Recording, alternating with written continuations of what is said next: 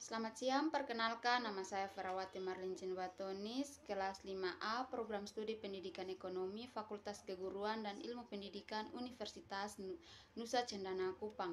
Pertama-tama saya mengucapkan terima kasih kepada Pak Jack Abuladaka dan Ibu Amida sebagai dosen pengasuh mata kuliah Ekonomi Indonesia. Makalah saya berjudul Dampak COVID-19. Yang pertama, latar belakang. Coronavirus adalah virus yang menginfeksi sistem pernapasan. Infeksi virus ini disebut COVID-19. COVID-19 adalah penyakit menular yang disebabkan oleh coronavirus yang paling baru ditemukan. Virus corona menyebabkan penyakit flu biasa seperti penyakit yang lebih parah. Virus dan penyakit baru ini diketahui setelah menyebar yang kemunculannya dimulai di Wuhan, Cina pada bulan Desember 2019. Penyakit jenis baru ini belum pernah diidentifikasi pada manusia. Virus corona atau COVID-19 telah membuat perekonomian Indonesia terkontraksi. Bank Dunia memproyeksi pertumbuhan ekonomi Indonesia di tahun ini akan tertekan di level 2,1%. Penyebab dari penurunannya pertumbuhan ekonomi ini karena meluasnya penyebaran COVID-19 baik di dalam negeri maupun luar negeri. Pertumbuhan ekonomi Republik Indonesia telah diperkirakan di bawah Bank Indonesia diperkirakan sekitar 2,5% saja, yang biasanya mampu tumbuh mencapai 5,02%. Maka pemerintah membuat kebijakan atau program untuk memberantas masalah tersebut. Di antaranya adalah bantuan langsung tunai atau biasa disebut BLT. Bantuan langsung tunai BLT dapat dipahami sebagai pemberian sejumlah uang atau dana tunai kepada masyarakat miskin setelah pemerintah memutuskan untuk menaikkan harga BBM dengan jalan mengurangi subsidi, namun selisih dari subsidi ini diberikan kepada masyarakat miskin. BLT merupakan implementasi dari Instruksi Presiden Nomor 3 Tahun 2008 tentang pelaksanaan program bantuan langsung tunai atau BLT untuk rumah tangga sasaran atau RTS dalam rangka kompensasi pengurangan subsidi BBM. Selain itu, dalam rangka melindungi masyarakat miskin, pemerintah memperluas jaringan pengaman sosial atau JPS, termasuk yang tertuang dalam Peraturan Menteri Desa PDTT Nomor 6 Tahun 2020 tentang perubahan Peraturan Menteri Desa PDTT Nomor 11 Tahun 2019 tentang prioritas penggunaan dana desa yang diantaranya terkait penyediaan bantuan langsung tunai yang bersumber dari dana desa, BLT dan dana desa. Dalam rangka melancarkan pelaksanaan BLT dan dana desa ini, berbagai kebijakan lain telah diterbitkan. Di antaranya adalah Instruksi Menteri Dalam Negeri Nomor 3 Tahun 2020 tentang penanggulangan COVID-19 di desa melalui anggaran pendapatan dan belanja desa dan Peraturan Menteri Keuangan Nomor 40 Tahun 2020 tentang perubahan atas Peraturan Menteri Keuangan Nomor 205 Tahun 2019 tentang pengolahan dana desa. Dengan adanya desakan ekonomi, maka BLT dana desa harus dilaksanakan secara cepat dan tepat sasaran. Bab 2 pembahasan. Yang pertama, dampak COVID-19 terhadap perekonomian. Hadirnya pandemi COVID-19 telah membawa perubahan terhadap dunia dengan berbagai tantangan yang tidak pernah terbayangkan sebelumnya.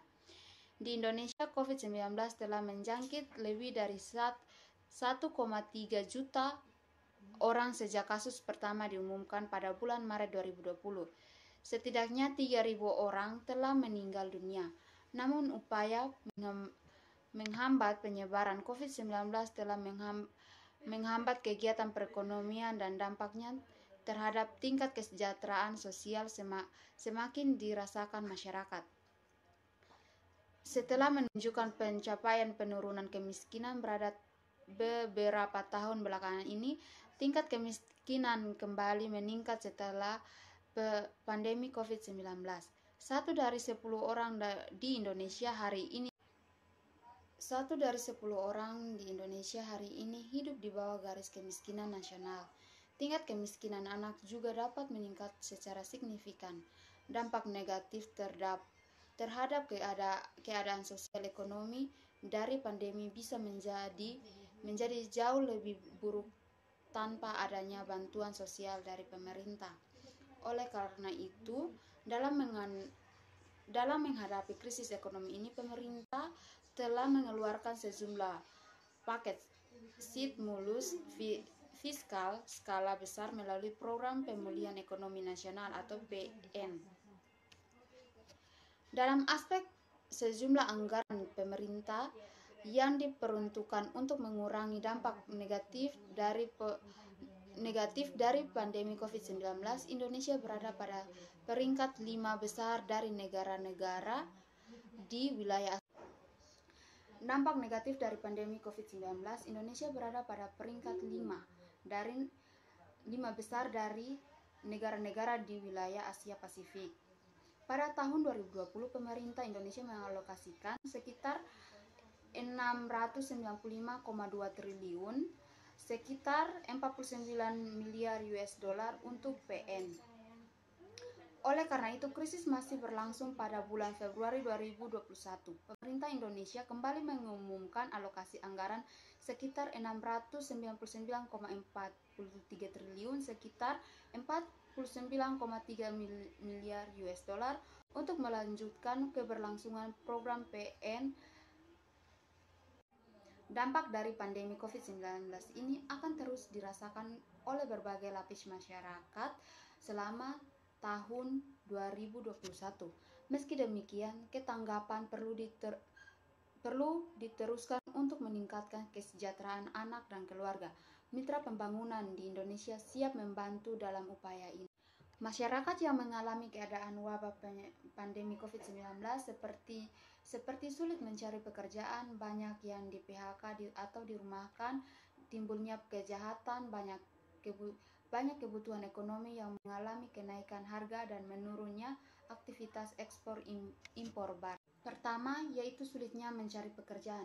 Maksudnya di sini banyak perusahaan yang beralasan tidak menerima karyawan karena kota sudah penuh. Ada juga yang beralasan di dalam perusahaan tersebut semua karyawan sudah dirumahkan atau bekerja di rumah, dan ada juga yang sudah di PHK sehingga tidak mau menerima tambahan karyawan lagi. Kedua, banyak karyawan yang sudah bekerja terpaksa harus dirumahkan tanpa digaji sampai batas yang belum diketahui. Dan ada juga yang di PHK karena perusahaan tidak bisa memberi gaji pada karyawan yang tidak bekerja selama hampir 3 bulan ini. Dalam pembahasan di atas dapat disimpulkan bahwa masyarakat kehilangan mata pencaharian untuk memenuhi kebutuhan sehari-harinya.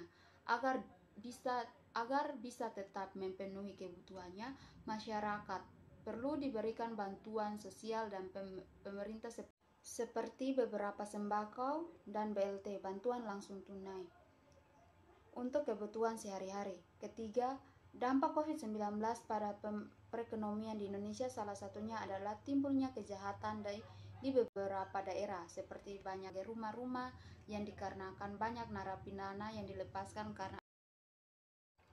karena adanya sistem social distancing dan lockdown. Kedua, solusi mengatasi dampak COVID-19 terhadap perekonomian. Pandemi COVID-19 menimbulkan ketidaknya 3 dampak terhadap perekonomian Indonesia, yaitu penurunan pertumbuhan ekonomi, peningkatan pengangguran, dan peningkatan kemiskinan. Untuk itu, pemerintah harus segera menyiapkan program dan kebijakan pemulihan secara cepat dan tepat. Berikut 3 cara pemerintah. Yang pertama, program exit strategi, yaitu pembukaan ekonomi secara bertahap menuju tatanan kenormalan baru. Yang kedua, program pemulihan ekonomi nasional atau PM. Yang ketiga, reset dan transformasi. Dampak COVID-19 membuat masyarakat kesusahan dalam ekonomi, namun cara mencegahnya bisa dilakukan dengan cara seperti berikut. Yang pertama, usaha pembuatan masker.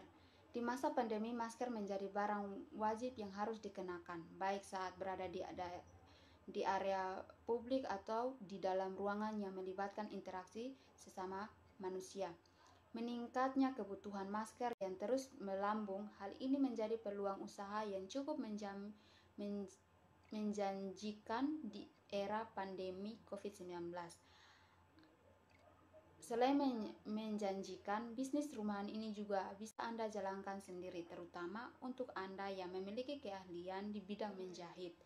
Anda tidak perlu membayar karyawan sehingga modal yang diperlukan pun juga tidak terlalu besar.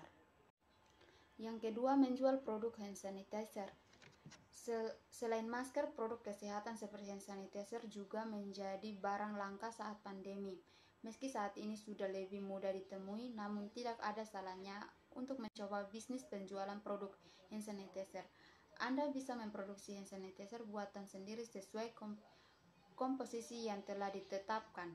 Bisnis ini cukup menjanjikan mengingat produk hand sanitizer yang terus dibutuhkan. Yang ketiga, membuka toko kebutuhan bahan pokok. Di masa pandemi pun kebutuhan bahan pokok seperti beras, sayur, dan lain-lain tidak tetap jadi yang diutamakan, di mana masyarakat tetap membutuhkan bahan-bahan tersebut untuk keberlangsungan hidupnya. Melihat potensi ini, tidak ada salahnya jika Anda memanfaatkan sebagai peluang bisnis yang menjanjikan. Dari segi modal pun juga relatif kecil.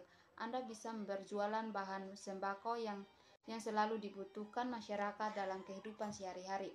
Yang keempat, usaha pembuatan APD unik. Di bidang kesehatan, APD atau alat pelindung diri menjadi barang wajib yang harus dikenakan oleh para tenaga kesehatan. Hal ini tentu bisa menjadi peluang usaha untuk Anda yang ingin merintis bisnis baru di masa pandemi. Yang terakhir, bab 3 kesimpulan. Selama 3 bulan pertama, yaitu bulan Januari hingga bulan Maret tahun 2020, virus COVID-19 sangat cepat penyebarannya di Indonesia dan memberikan dampak yang cukup besar bagi kegiatan-kegiatan perekonomian di Indonesia. Namun masyarakat Indonesia tidak pernah putus asa. Mereka selalu melakukan berbagai bentuk usaha yang bisa dilakukan pada saat pandemi COVID-19. Dan masyarakat Indonesia juga diharapkan untuk mengikuti beberapa langkah yang bisa dilakukan untuk mencegah infeksi virus corona. Di antaranya, yang pertama, mencuci tangan dengan benar. Yang kedua, menggunakan masker. Yang ketiga, menjaga daya tahan tubuh. Yang keempat, menerapkan physical distancing dan isolasi mandiri. Yang kelima dan yang terakhir, membersihkan rumah dan melakukan disinfeksi secara rutin. Terima kasih.